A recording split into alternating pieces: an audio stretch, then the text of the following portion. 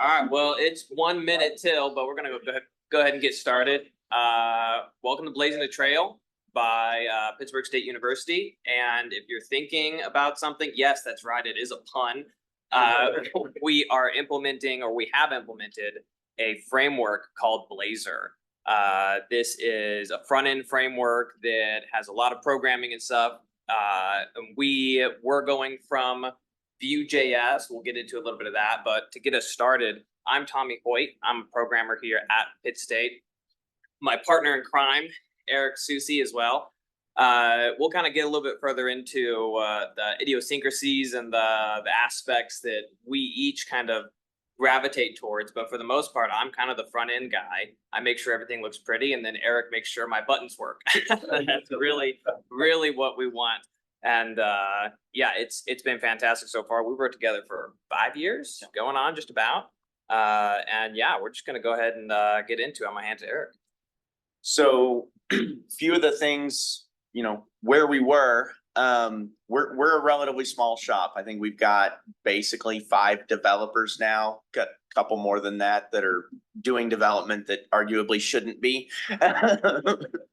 But so yeah, so we're a fairly small shop, but we've got all the same challenges the rest of you do. We've got just as many irons in the fire, maybe more.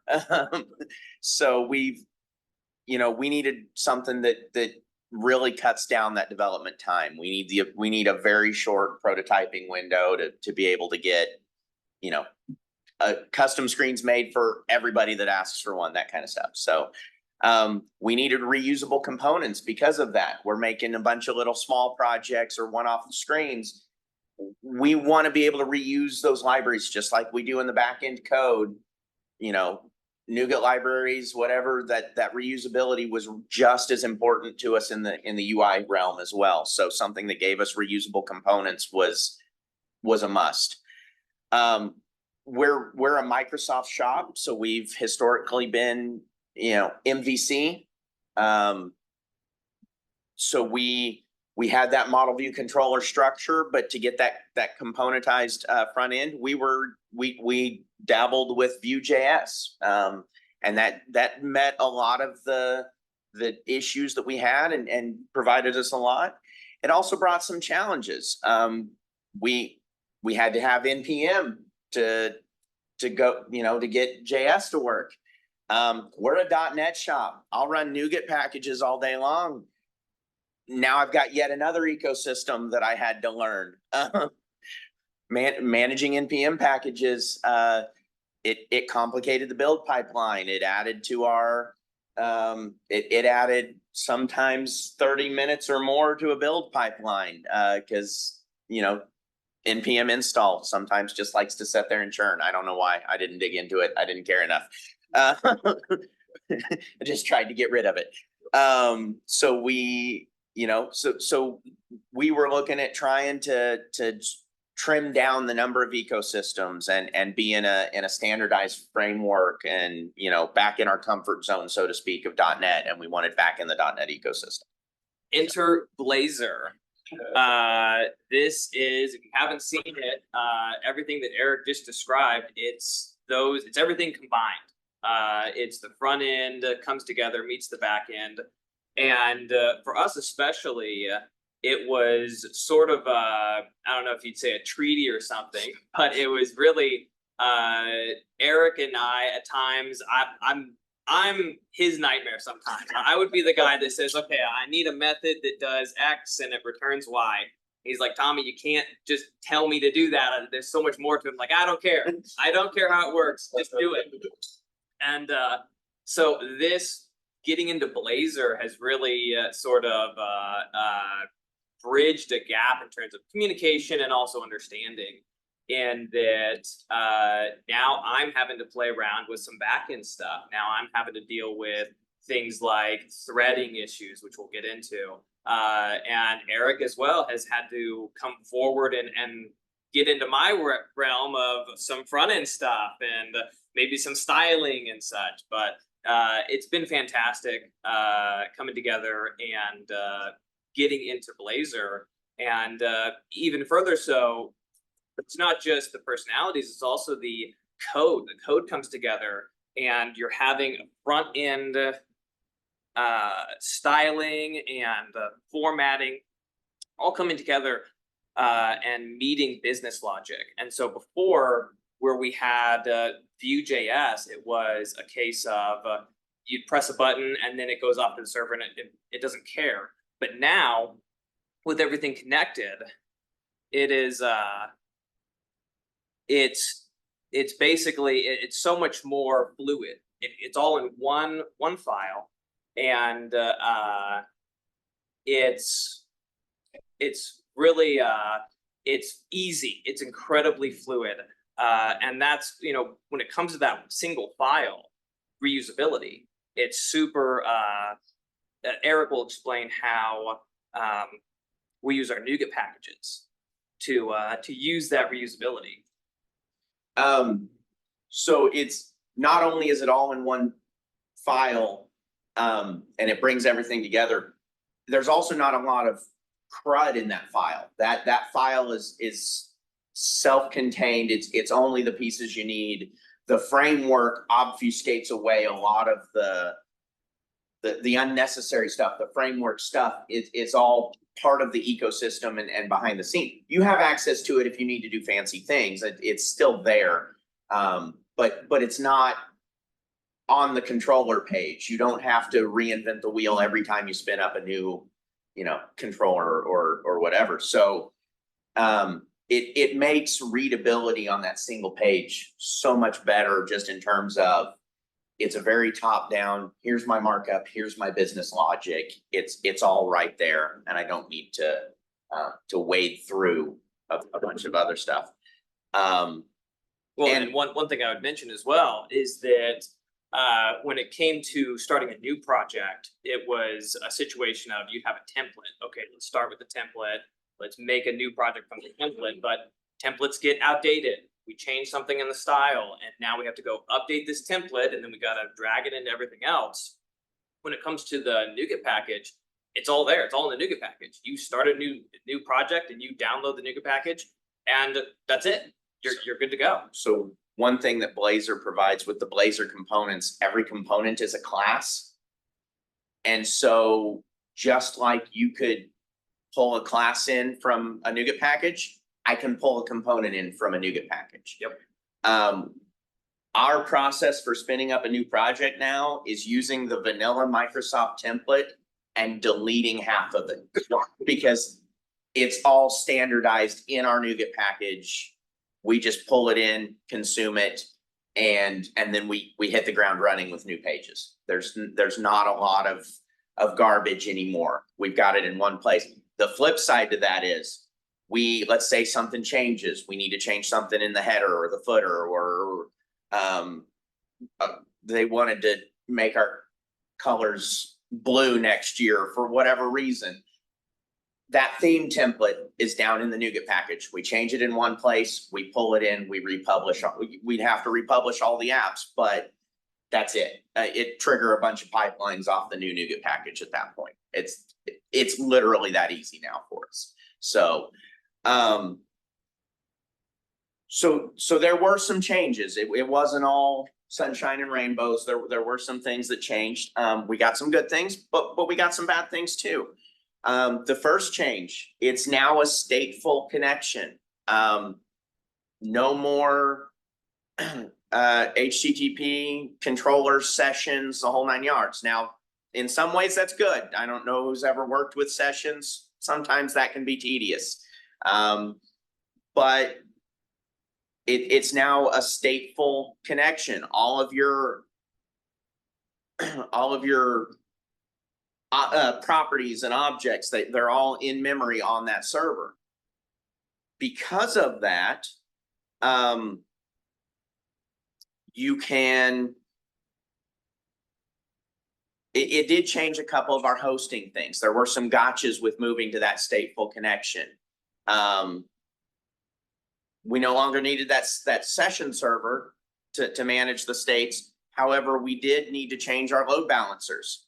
We couldn't use a true round robin anymore. We had to make it enable sticky sessions, whatever I've heard different load balancers call it different things, but you had to enable those persistent connections to where once you got routed through to a server, you stuck with that server. In addition to that, you know, our deployment structure used to be, we have more than one server. I can deploy the first server. Yeah, it's going to boot everyone off of that server. They're just now hitting the second server. As soon as that as soon as that first server's back up, we boot them off the second server. They're hitting the first server again, and so you really don't have a true outage.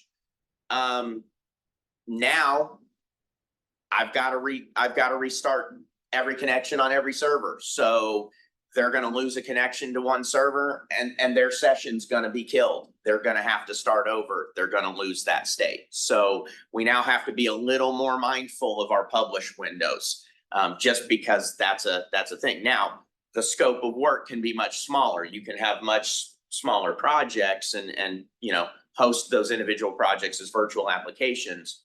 But that's something you really need to be aware of and consider if you're considering the transition, because it does kind of change that ecosystem. Well, and thanks to a lot of work by Eric himself, those publishes are fast. They're very, very fast.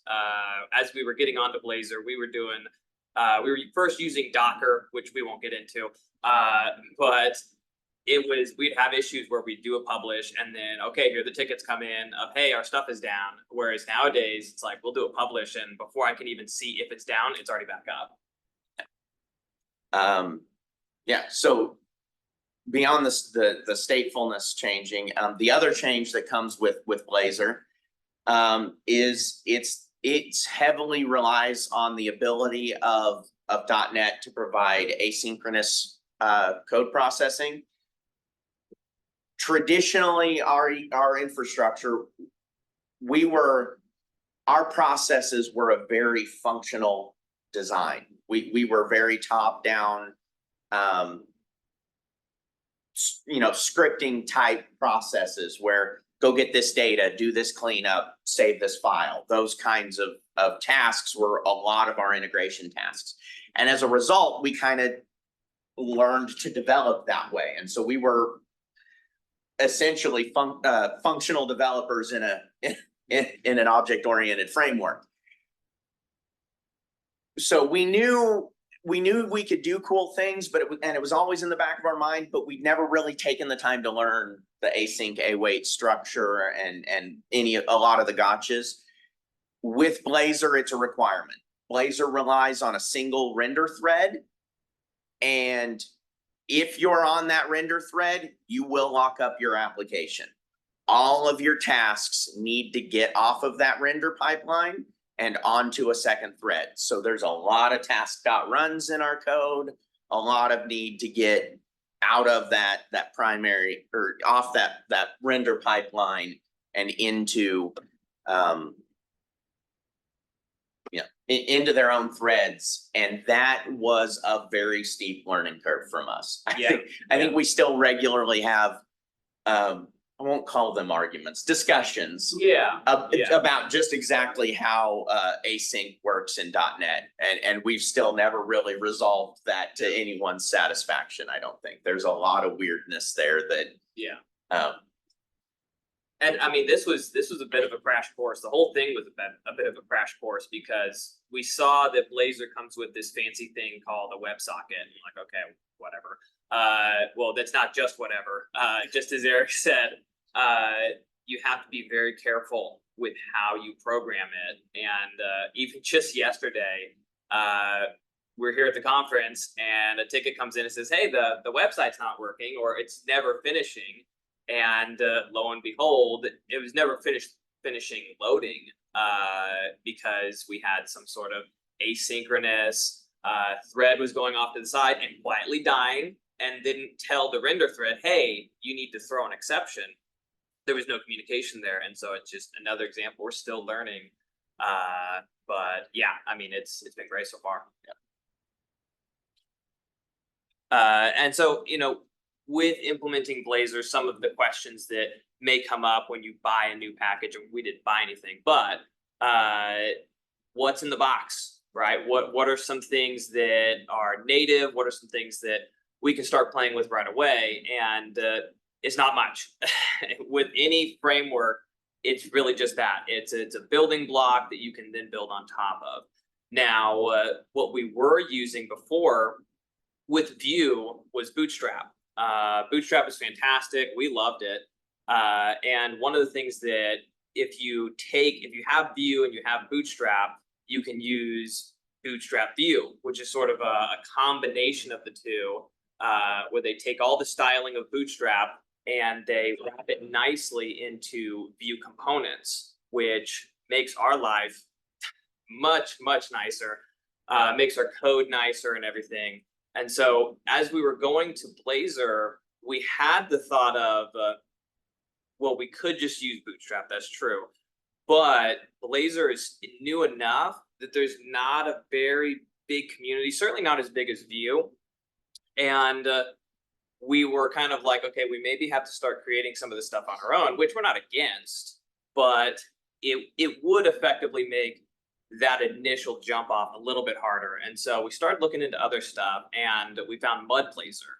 Blazor is, in a very real sense, like that Bootstrap Vue of they take the styling and they marry it to the framework, even to the point of, like, we're sitting there and there's a few stuff when we get into Blazor that we didn't know about. We're like, oh, so that's how you can do that. And so really learning from the pros in that was incredibly beneficial to us. And you know, even to the point of, like, Blazor for us has become so integrated that, I mean, we just assume if you're using Blazor, you're using Blazor.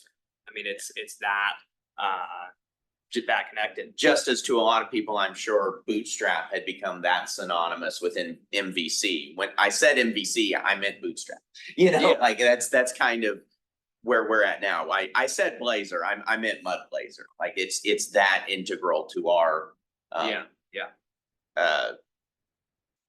to our development that we don't use the built-in text box component. We use the mud text. We use the mud list.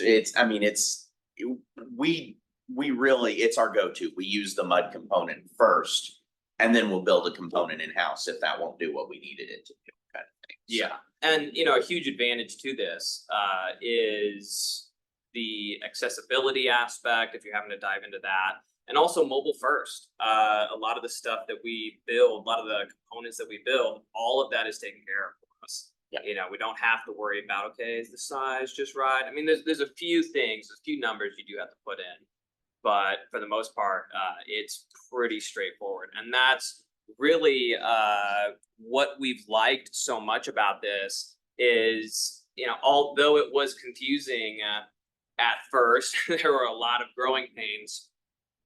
It was never a case of we regret choosing this. You know, when we got into Vue, we got into NPM, and we got into all this other stuff, and we're slowly like, man, this sucks. Do we really have to do this? And you know, I love Vue. Like I really thought it was very powerful, especially in the right hands, but not for us. You know, that was something that with our group, it just wasn't working. We have a lot of our programmers, they're C# guys, which I love, but it's hard to then say, okay, now you need to learn all this other stuff. And every time you download a project to work on it, you have to run this, you have to uninstall all this other stuff. And it was just really, really difficult. And so the more we got into Blazor, all of those difficulties that would be, you know, growing pains, they ended up not being that big of an issue. It was more of a lack of understanding on our end of how Blazor worked rather than an issue with Blazor just not being compatible with us. And I think that's a good point, is Blazor itself really is almost an amalgamation of other features. Of, I mean, at its very core, simplest definition, Blazor is simply an ASP.NET Core SPA. It's a single page application in ASP.NET Core. when you go to look at how to do a single specific thing, you're in the AspNet Core ecosystem. You know, single sign-on works the way single sign-on works in AspNet Core. You know, all of the app registration stuff happens in the program CS. It's, you know, there's a lot of things that there's a lot of homework to be done to set up a Blazor ecosystem, but the vast majority of it really isn't Blazor. Other than Blazor's built as a single page application, is built on top of that WebSocket, and it maintains its own instantiated page state for that connection. Once you get past kind of those two fundamental understanding pieces, you know, there's a lot of cool things that you can do that really aren't part of Blazor. Blazor itself is really just that component structure. But to get set up to a usable format, we had a lot of homework to do in AspNet Core. We were a .NET framework shop, and so we're migrating and you know, I think we saw that train coming for us very early on, and we've tried to do the homework to be multi-targeted, and I've got NuGet packages that can be consumed by .NET Framework or .NET Core, and there's some headaches that come from that. There's a lot of gotchas, you know, there's a lot of things you can do to try and mitigate issues. There's a lot of things that, you know, you might be shooting yourself in the foot with, but those are kind of some of the bigger ecosystem questions that you have to ask yourself before a migration to Blazor as a framework. But you know, you might already be using AspNet Core and be a .NET Core shop or a .NET 6 or 8 shop, and you're just in a great place that you can hit the ground running with it. In which case, you know, it would be a very simple migration if that was the case. So, well, and one thing I've mentioned as well in terms of how much compatibility is there, the fact that it's in C#, we get to use all of our toys that we've been making for years in the new stuff. This kind of, we ran into an issue with Vue at one point. It was one of our programmers that doesn't work here anymore. He was taking an object structure that was perfectly fine in C#, and he was trying to get that into Vue to then display it, and it was too big. It was too much data, and he started hitting the ceiling of, okay, do I increase the data limit on the server? Do I cut my object structure in half? Like, how do I get it over there? In Blazor, it's already there. You're already on the server. And so you don't even have to think about it. And that's sort of one of these huge boons that has really been awesome for us, is we don't have to think about that stuff. We just write code. So a thing that we've kind of tried to keep this talk fairly agnostic on is the render type. I mean, we've vaguely talked about the server and what servers mean for us. We're server-side rendered with Blazor.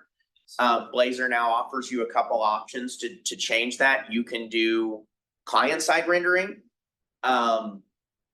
which will mostly be in WebAssembly now, I think, by default. I think there's probably some controls under the hood there. And then there's also a hybrid where you can choose individual components to be server-side rendered. And I believe once you choose that, the rest of the child components will also be server-side rendered once you've switched to that render pipeline. That being said, yes, the object is there, kind of. Right. You have to be a little aware of what you're asking the render pipeline to do with your data. One of the things that we've considered trying to do in the future is almost using the server-side render components as like a data proxy. Yeah. Allowing most of the business logic and rendering to happen on the client side, but use the server rendered component to be the actual repo hit to get the data from the data store, those kinds of things. that's theoretical for us. We haven't really got Yeah. to test with it, but that's some of the things that we've seen as potential benefits of that hybrid Yeah. structure. And this is some new tech, you know, it's some new stuff that when we were first getting into it, it was like, okay, do you want everything on client side or everything server? That's it.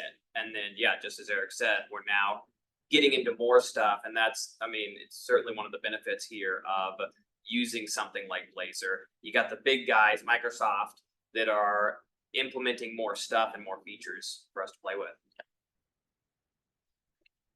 But yeah, you know, as we've said, everything that we ran into, it was definitely a little confusing at first, but yeah, we certainly don't have any regrets at all. We're very pleased with our choice. Does anybody have any specific questions? I mean, there's kind of a little bit to get through here in terms of what we're, you know, scope of the talk or that kind of thing, but.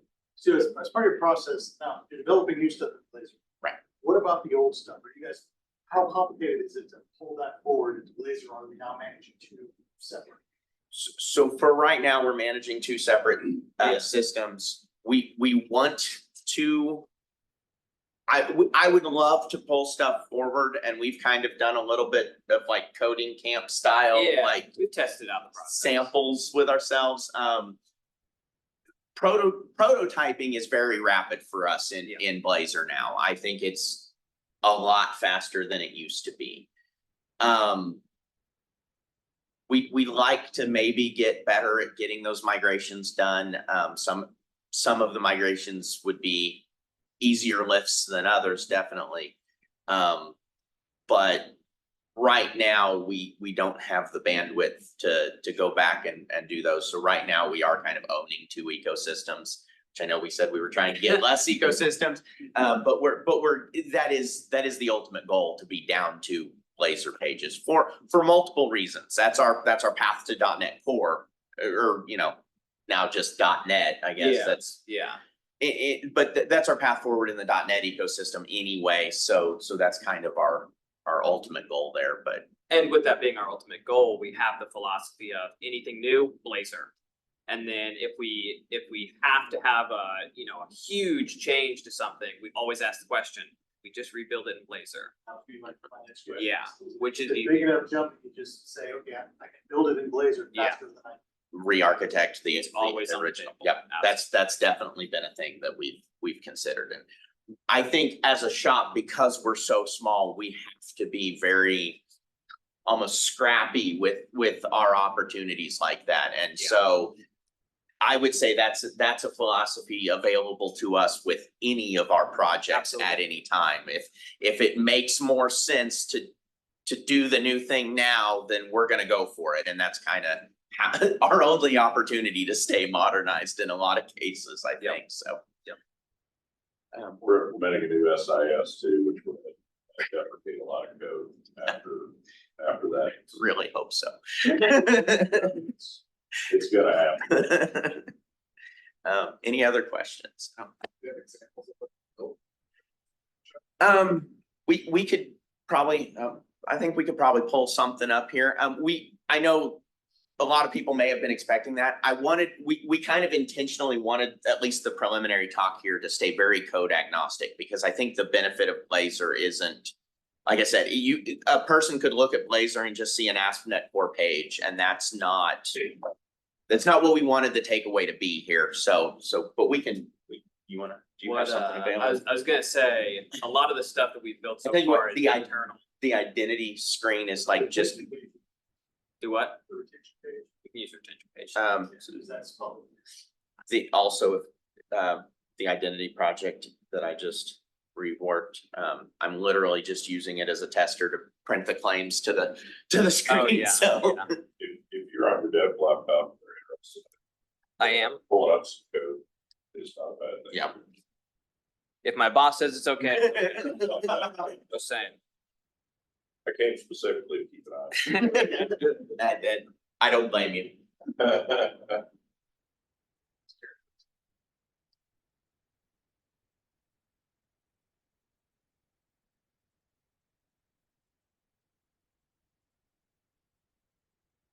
The retention report was actually, I'm pretty sure, the very first Blazor project. we were kind of like, oh, what's some little easy thing, super simple. Yeah, yeah. I'd say every day. Which, That's you know, that's another thing that while he's pulling it up, that's another thing that I like about the way Blazor handles those. That kind of that business logic piece is how many times have we written a controller just to be a wrapper around a method that we've already got in the NuGet package or something like that? Like, you don't need that here. You don't need the controller endpoint. You just use the method that you've already got built out of the NuGet package. I can just call the method and be done. So, Well, and to that point, one of the components we had in view, what was that? pull up the code for it. The code for this guy? I'd let them see it. Let's see. Most useful, perfect for both. Yeah. Yeah. Yeah, well, okay. Not there. Work. I was gonna Do you say. have Visual Studio handy? or- I do. I think the syntax highlighting, it'll be a little cleaner. That's fair. That's Navigate through DevOps, but it's not, it is pretty enough. Area of opportunity for Microsoft there, I think. And Yeah, John brought up an interesting question the other but day. that's everything else on the web might not be able to studio. Yeah, exactly. I'm afraid they're gonna force the migration to GitHub. I'm not as big a fan of GitHub. I prefer to the DevOps look and feel, but John said they just migrated all their stuff to DevOps or to GitHub. Oh, really? I thought he said he had heard a little bird tell him that Give them 6 months though. DevOps was disappearing. Yeah, yeah, that was kind of the rumor, but they went ahead and did the migration.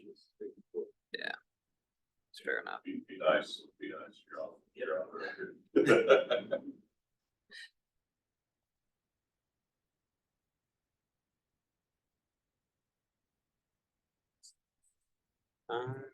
Where was it at? Well, good. No, You we're can't not. claim to not hear my concern. There you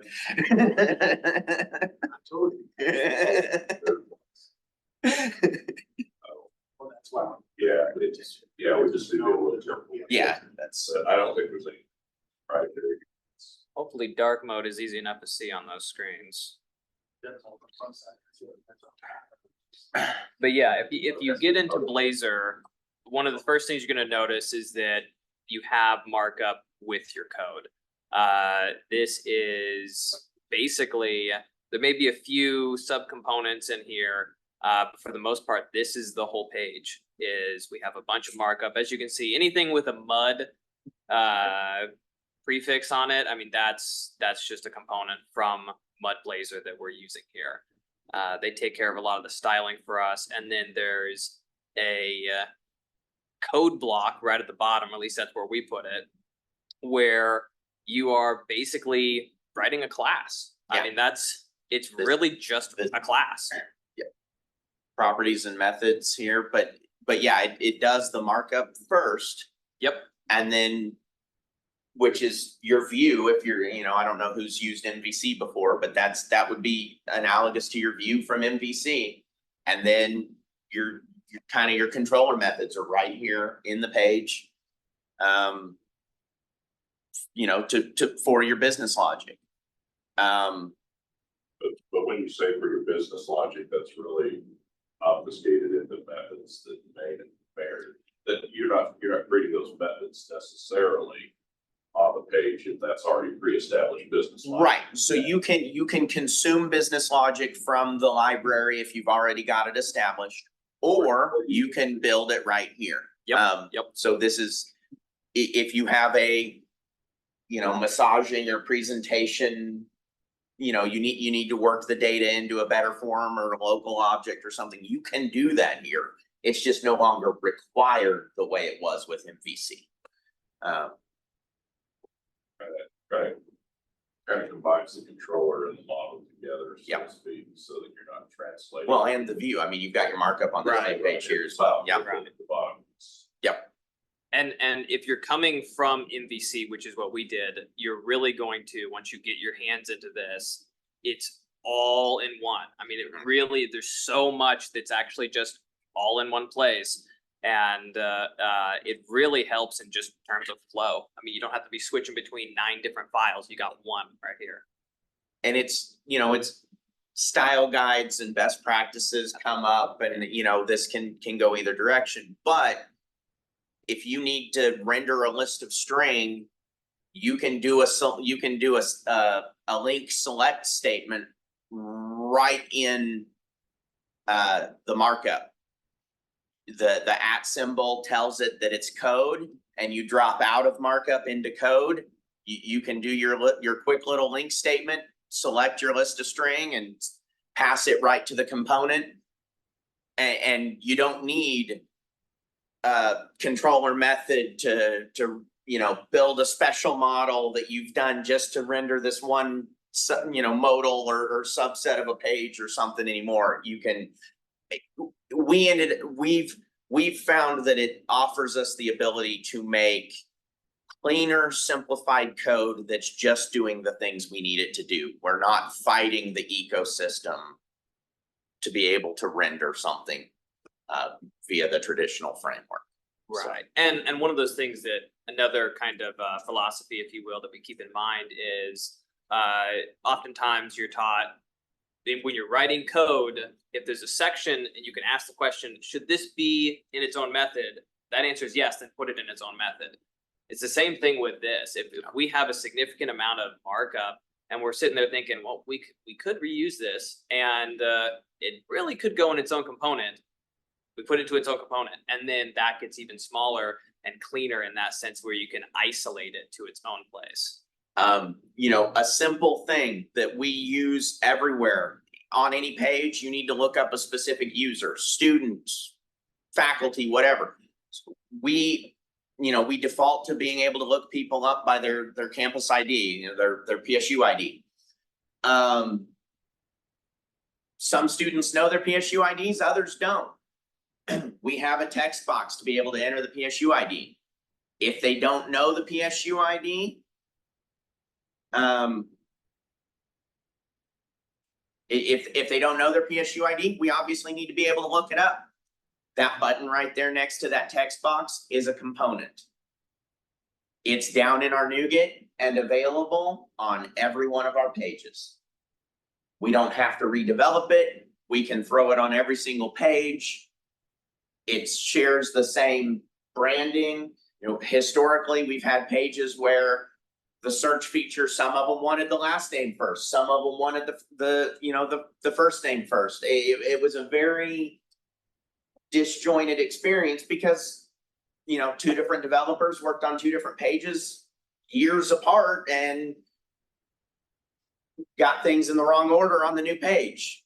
And it was an oversight. It was a simple thing, but it led to very disjointed experiences across campus by different customers. And so having that ability to standardize our pages on single components, if we need to make a change, we need to add the ability to search for a user by a new field, to, you know, filtering options, anything like that. We can go into one location, make that change, publish that changed, that updated component, and consume it by every page very quickly. So yeah, kind of those same desires to pick out reusable code, and it applies to the UI layer as well. So yeah, and with it applying to the UI layer a lot, it just helps so much more that it's at the back end. It's just a class. You know, we just throw it into the library. When we had this in Vue.js, we had to not only have the component on the front end, but we always had to have some controller somewhere on some server that lookup could talk to. And that controller had to have security. It had to have all this other fancy stuff. And now we don't have to do that. Now it's just one file, just thrown off into its own place. Unless I'm wrong. No, that's right. But that reminded me, security. Do we have on that page, did you have a render? I think we're right at the edge of time. But I was gonna say, if you guys need to go, we'll talk all day. But What do you need? But, well, I was wondering if we had an authorized view example. So your pages you built. Yep. Yes, yes, It's like out of the box style of Blazor. correct. So part of Mud Blazor, there's a built-in class called a mud theme. Yep. And we essentially have a constant, we have a hard coded with our Pitt State values in that NuGet package. To where when you pull in that NuGet package, you can grab the PSU mud theme object. And it auto populates all of that stuff on instantiation of the page.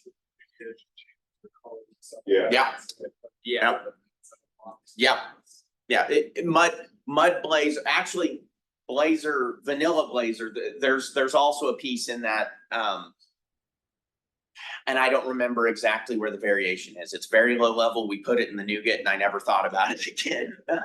But I think the header on here is actually not Mud Blazor, because of the way you have to bootstrap, the loading of mud, of the Mud Blazor and mud components. Anything that's not a mud component still needs the branding. So there's, those same values are actually defined two places. They're defined for the ASP.NET core page. And then they're also defined for the Mud Blazor components. But it's more of a setting to get it. Yes, it's very much a, once you get the branding handled, it's very low level. Like I said, they're in our NuGets, and if we ever needed to make that change, we have the two places in the NuGet and publish it and it's done.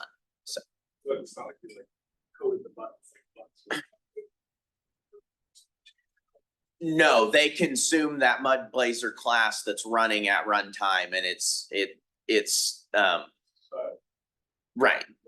Yeah. Now there's a file called _layout.js. Was it layout.js? I don't know. It might be a CS. No, I don't remember if the layout was a Razor page or a CS page, or there are a couple JavaScript pages at the very low level that you can. But that's all part of, like, as you're going through your initial server setup, and those are kind of the customization options that you'd have to kind of develop as a team and figure out. And there's guides all over out there. We kind of skipped over that because, there's 1,000,001 articles on the internet that'll tell you how to do this, and you kind of have to decide which one's right for your use case. But we actually went so far as to take those common, all of them that we could. There are a couple that are that have relative paths in them that we have to duplicate in an individual project. But every file in an ASP.NET Core project that we took out of that ASP.NET Core project and put in our NuGet package. And so our initial load all uses that common namespace out of the NuGet package. And so there is like an app.cs file that gets booted in up on that page or on the server load. But it's down in the NuGet. So we've moved that entire ecosystem down there. So we only own it in the one place. So gentleman from K-State is maybe going to be kicking us out. Oh, so yeah. yeah, it's time. Thank you guys.